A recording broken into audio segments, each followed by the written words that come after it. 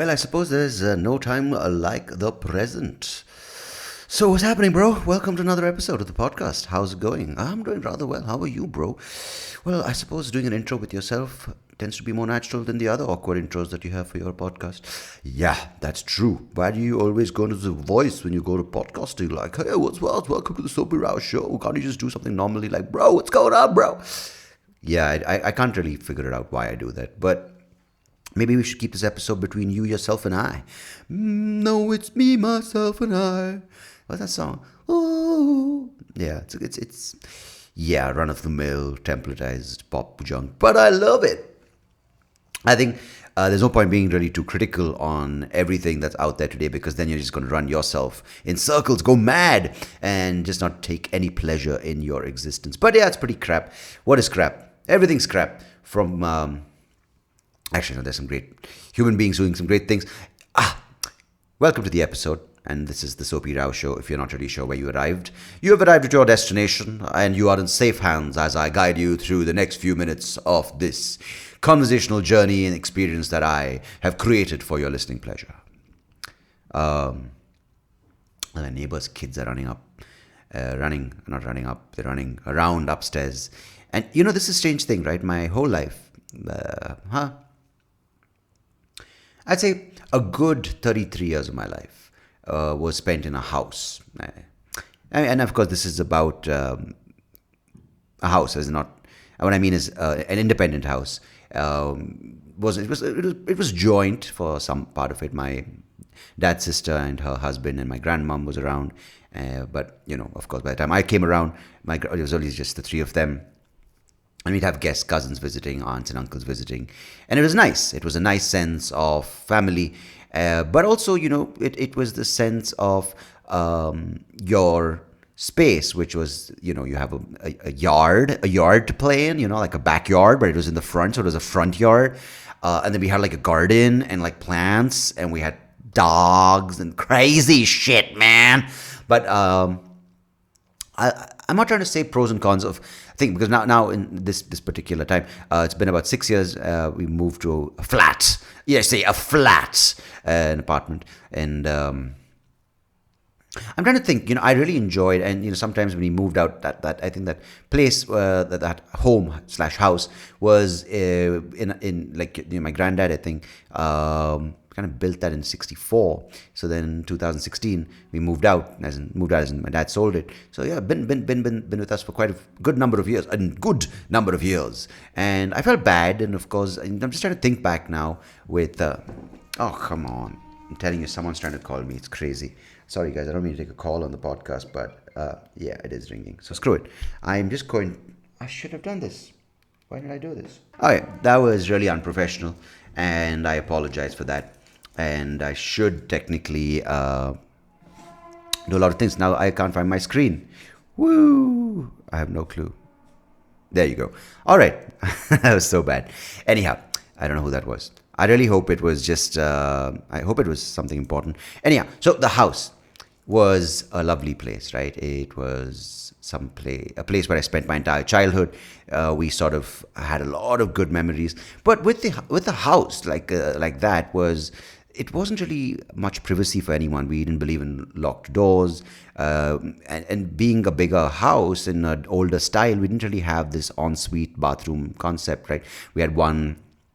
And we had bathrooms, not like we had to shit in the garden, but it was this idea where it was a really sort of old thing. So they would have like this boiler room where we would put, you know, wooden logs for like the fire, and of course then geysers. All those things were there. There was a modern and old element to it, but there would be a bathroom for a shower. It wasn't even a shower; it was a bathroom for a bath downstairs and upstairs, and then there were a few toilets around.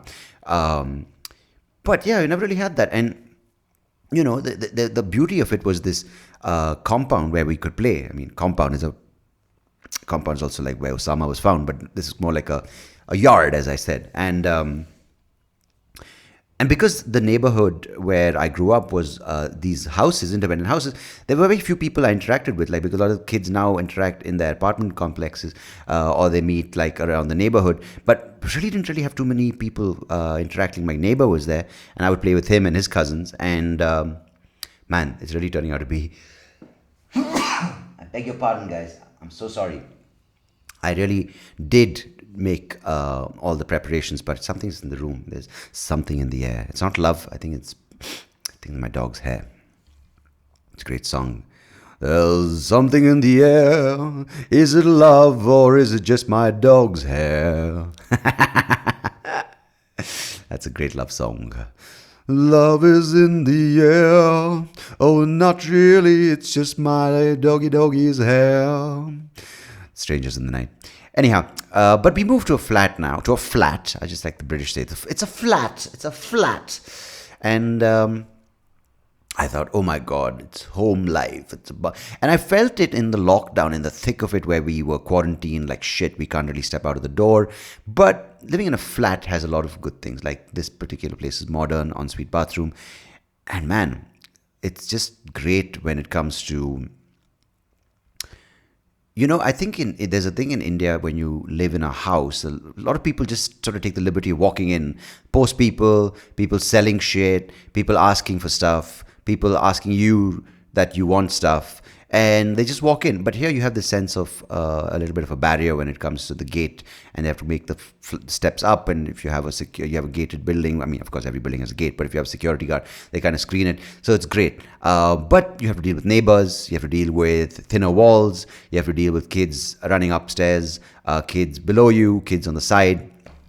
So I'm not saying one is better than the other, but I just I've got to experience both of them, and I think they have their own joy.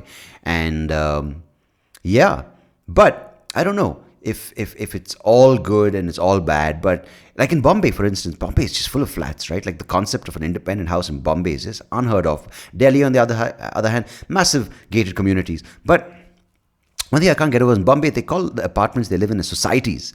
Like, I mean, have these guys not gone out and seen a real society? Like literally like 4 buildings together. In my society, like, dude, it's not a society. A society is a larger collective of human beings with multiple apartment buildings coming together. It's a society. I love Bombay has its own sort of this ecosystem. People have their own language, they have their own sense of time, they have their own sense of what is important, they have their own kind of language, subculture, and then once in a while they bring it out to the outside world, and we're all just like, wow, what is that? Bombay, Mumbai, yeah, it's great if you live there. You gotta love it. Some people hate it, some people love it, some people love hating it, some people hate loving it. I'm not here talking about Bombay. I've been there a few times, I've had some great experiences, and some not so good ones. But for a city of that size, when I say size, population, crazy how it functions.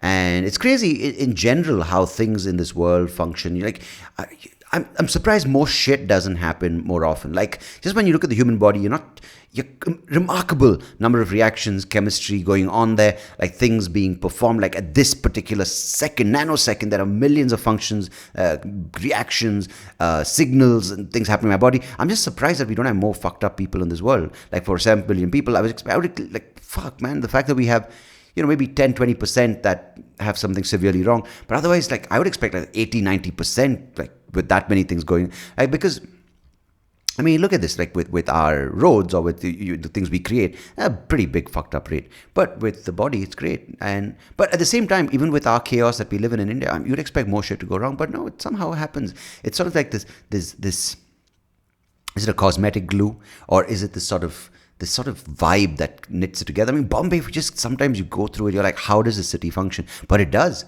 and sometimes remarkably well, and better than some places which are more not civil, but organized and more advanced and less population. Things just happen. It's crazy. I think that's the fabric that is Bombay, and that makes it special. But yeah, they have societies within societies over there. I mean, how remarkable is that? Yeah, so I don't know. Do you live in a flat or do you live in a house? I mean, of course, an independent house, a bungalow. Of course, now they have gated communities with villas and all these various things. But I think each has its own charm. I miss my house at times. It was never my house, but it was somewhere where I grew up. And, sometimes it's nice. Nostalgia is a good thing. And you think back. But if you let it sort of kind of I don't know what happened there. But if you let nostalgia come in the way of you thinking clearly and just sort of put that filter going, oh, everything was great back then. And a lot of people live in the past. I've noticed this. A lot of people, every time they meet, they're like, man, remember when things were better, when things were slower, when times were simpler. Yeah, it's great to reminisce, but if reminiscing is 99% of your life, then there's clearly something that you are avoiding, or maybe something you're holding on to, which maybe needs to go.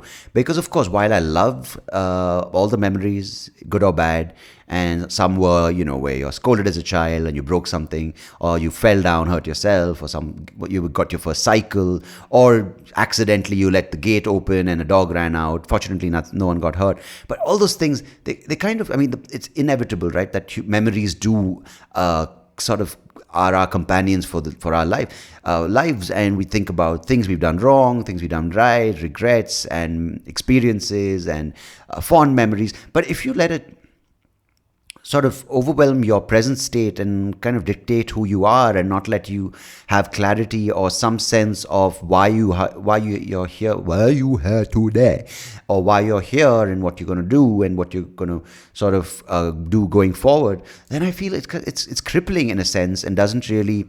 I'm not saying this experience to learn from your mistakes kind of thing, but I think you should let everything sort of have a place and serve a purpose. Sometimes it's great just to listen to music which reminds you of a certain time in your life, or meet people that sort of can reminisce with you. But if your constant narrative is to look back and just sort of go to this place, it's sort of, I wouldn't say it's liberating. It doesn't let you let go and sort of explore what you can do going forward. Let's put it like that. So yeah, see what I did there. Started with apartments, with my kids, not my kids. That would be a fucked up thing. Guys, by the way, in the past few minutes, I forgot to tell you that I have kids. No, my neighbor's kids were running upstairs, and they seem to be a lovely bunch of, lovely family. Now, I don't know them. I've seen them. I met them. They seem to be decent. I don't know them. Why should I say anything? But they were running upstairs, and I made an episode about something. Yeah. I was actually going to talk about electric cars, and just this whole thing of naturally aspirated versus turbocharged. Because this neighbor, one of the neighbors, I'm not going to point who, loves driving fast cars, and every Sunday morning they go in a group because they need moral support. Then they go up and down the same road and take them to a track. I don't know if they've been on a track. But yeah, if you want me to talk about naturally aspirated V6s or V12s, and the old Ferraris versus the new Ferraris, and the Lamborghinis and the Paganis and the Bugattis versus the Teslas and the EVs, let me know. I can always do that. Or maybe I can get someone who's good with cars to do that. Hey, do you know some good car people? Maybe like Naren Karthik, or who's the guy? Narayan Karthikeyan, or Karun Chandok. Who's the guys who represented us? Or Schumacher's son, the Schumacher. I don't know. Maybe the world is my limit. So let's see who I want to get on this. Maybe I want to get someone to talk to me about cars and the evolution. I don't know. There's some good guys on YouTube. I like Chris Harris. I really like Chris Harris, the way he talks about cars. Jeremy Clarkson, of course, controversial, but I like the guy because he was sort of there talking about cars as I was growing up. There's a guy, Friends guy. Who would have thought Joey's going to be talking about cars? What's his name? Matt LeBlanc? Could be. I don't know. There's James May, Richard Hammond. They do their own show, but Chris Harris is good. There's this guy who does this channel called what's it called? I forget. Auto Trader. He does a good job. And Savage Geese. There's some nice channels. Yeah, let me know what your favorite YouTube channel for car reviews or people talking about cars. Matt Watson, who does car reviews. Good job. But yeah, man, let's talk about cars in the next episode, because, there are a bunch of these rich people now, especially like from the Arabian states, from the Middle East, who are now settled in London, and they go with their fancy cars. Like, that's the noise they make. That's the car, not them. And they sound, that's it. There's no butter.